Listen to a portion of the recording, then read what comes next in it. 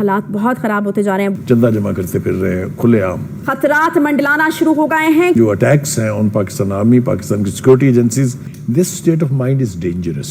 Being optimist कोई बुराई नहीं है। हमारे किसी भी मुल्क के साथ ऐसे ताल्लुकात नहीं है जिसके पास हम जा सकें और हम उनसे कोई हेल्प मांग सकें।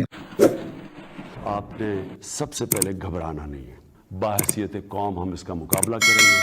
आज Apache, Chinook, S-400, Rafale, howitzer, M77 किस हथियार का मैं आपको लिस्ट बनाऊं, इस सब की प्रोक्योरमेंट हुई पिछले 8 साल में। एक स्कैंड, एक आरोप तक नहीं लगा, कुछ नहीं हुआ। क्यों? हमने अपना इंफ्रास्ट्रक्चर बनाया, रोड बनाई, ये बनाई। अब चाइना जब देखिए कोविड का, देखिए चाइना की मेंटेलिटी समझिए, कोविड पीक में था, हमारे यहाँ आबादी बढ़ी है, हमारे कुछ लोग ये भी कहते 50 मिलियन लोग मरेंगे, कोई कहता 100 मिलियन लोग मरेंगे, ऐसे बहुत थे ऐसे डूम्सडे प्रोफेसर्स। उन्होंने कहा भी यार इंडिया अभी थोड़ा गिरा हुआ बिकॉज आबादी ज्यादा, अभी उन्होंने वो अपनी हकामाकत कर दी। अब जो LAC है, LAC में फगर भाई ये LAC है तो बीच में ये बफर जोन है, इधर और इधर। आर्मी यहाँ रहती है यार, इन्होंने क्या किया, अपने बफर जोन में आगे चल गए, हमारी तरफ नहीं आए ना, हमारे बफर जोन में, अपने बफर जोन में आ गए।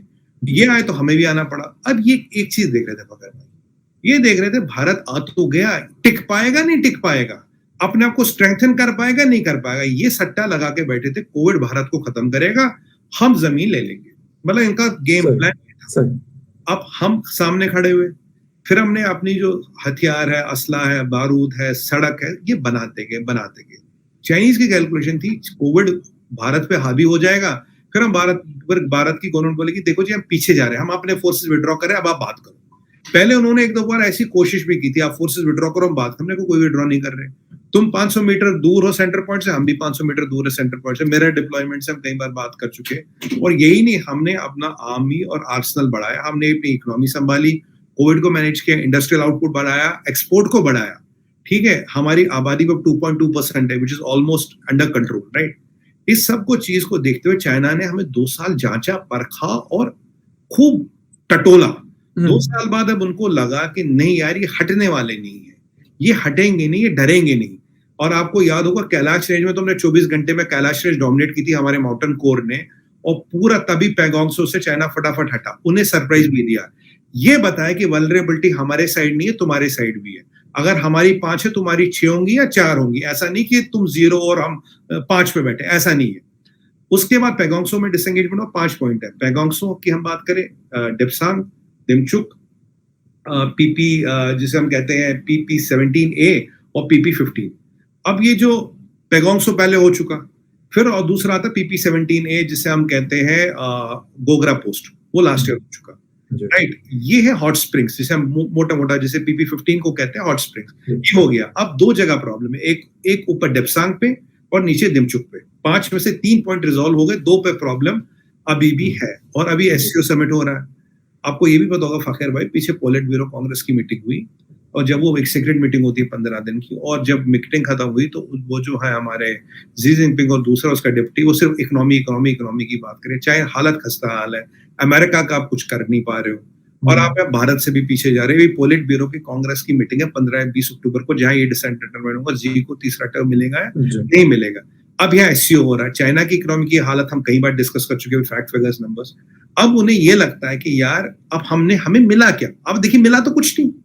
What have you gained? अगर आपने ये पोस्चरिंग की, ये स्ट्रेटजी की, you have not gained anything, right? अब SCO में उन्हें हमसे ट्रेड चाहिए, और डॉक्टर जयशंकर ने SCO फॉरेनर्स मीटिंग में, बिलावल भुट्टो साहब भी थे वहां, एक चीज आपको याद होगा, 2 चीजें बोली थी, बोली mutual respect, mutual sensitivity, mutual interest, ये सब, और बोला the health of the trade will be as good as the health of the border. ये क्लियर कर दिया था। ये 2 पॉइंटेड स्टेटमेंट है पूरे में से जो मैंने देखा। अब SCO में अब की बार पहली बार जी जिनपिंग बाहर जा रहे हैं, करेक्ट, 2 साल से गए नहीं। वो चाहेंगे मोदी जी से बायलैटरल हो, या मोदी जी पुतिन और जी जिनपिंग का ट्राइलैटरल हो, ये भी कोशिश करेंगे, पर उसके लिए आपको यहां से जाना पड़ेगा। बिकॉज अगर आपने ये पोजीशन छोड़ी है फगर भाई, you can not practically sustain this position. आप 2 साल से कुछ नहीं बिगाड़ पाए, कुछ नहीं उखाड़ पाए, तो इसलिए आप इस पोजीशन से वापस जा रहे हो। तो ये सारी बात ये, जो कि अभी कोई फॉर्मल उनका रिक्वेस्ट नहीं आया SCO में मीटिंग के लिए, बट ऐसी अटकलें लगाई जा रही है। तो ये चीज है। बाकी एक और चीज आपको बताओ, चाइनीज पे भरोसा कोई नहीं कर सकता। अगर आपने अभी न्यूज में पढ़ा होगा, इस पे अलग से शो करेंगे, वी हैव स्ट्रेंथन और अरुणाचल का पूरा बॉर्डर जो है, देखिए ऊपर लद्दाख के बाद नीचे अरुणाचल में लगता है, अरुणाचल में हमने टोटल रिवैम्प कर दिया अपना बॉर्डर, टोटल रिवैम्प कर दिया इंफ्रास्ट्रक्चर। कल परसों मैं नेशनल टीवी डिबेट में था, टोटल रिवैम्प कर दिया, क्योंकि आप ये गारंटी नहीं कि यहाँ ये सुधर जाएगी, यहाँ 5 मिनट खोल देंगे, किसी और जगह से भी कर सकते 5 मिनट खोल देंगे। इसीलिए जब हम पीछे ये कर रहे थे, हमने लद्दाख की स्ट्रेंथ नहीं किया, हमने पूरा अरुणाचल साइड का बॉर्डर रिवैम्प कर दिया, क्योंकि बीच में नेपाल आता है, लद्दाख रीजन के नीचे फिर नेपाल आता है, फिर अरुणाचल आता है, ये वाला सिस्टम हमने इसको पूरा रिवैम्प कर दिया। और जो हमारा उत्तराखंड वगैरह में भी बॉर्डर लगता है, इसको भी हम रिवैम्प करें। पहले हमने अरुणाचल रिवैम्प किया, उत्तराखंड में भी रिवैम्प कर रहे हैं। तो फखर भाई कहते हैं ना कि हमारी तैयारी और कोशिश पूरी है, we are hoping for the peace but keeping our gunpowder dry.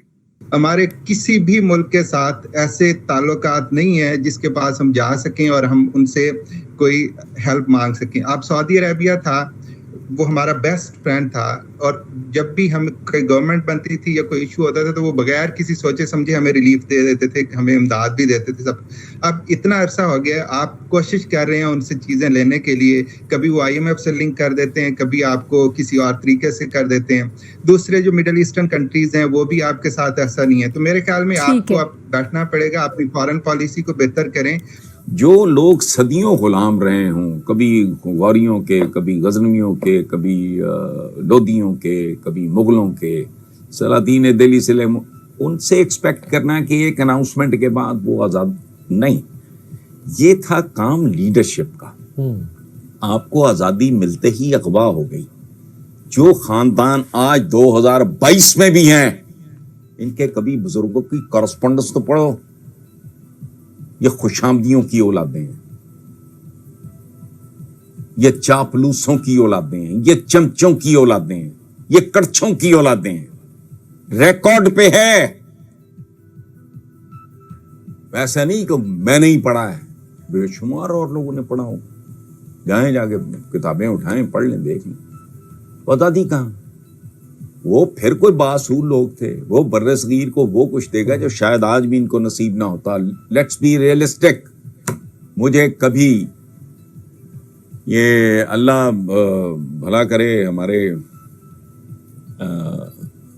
एक दोस्त हैं राव मंजर हयात, वेरी सीनियर ब्यूरोक्रेट, उन्होंने रिसेंटली भी कॉलम लिखा है कि ये वो आदमी है जिसको तनकीद, तारीफ, गाली, ताली शाली की परवाह नहीं है। ये जिसको जितना भी बुरा लगना लगे। किधर इधर आजादी आई, उधर अगवा हो गई। मुद्दतों पाकिस्तान पे हुकूमत रही है, अब उनकी लुक बदल गई है। अब पहले कौन क्या था आपकी असेंबलियों में, क्या था? तोंदे, अचकने, मूछें, बस बड़ी बड़ी मूछें, बड़ी बड़ी पगड़ियां, बड़ी बड़ी तोंदें,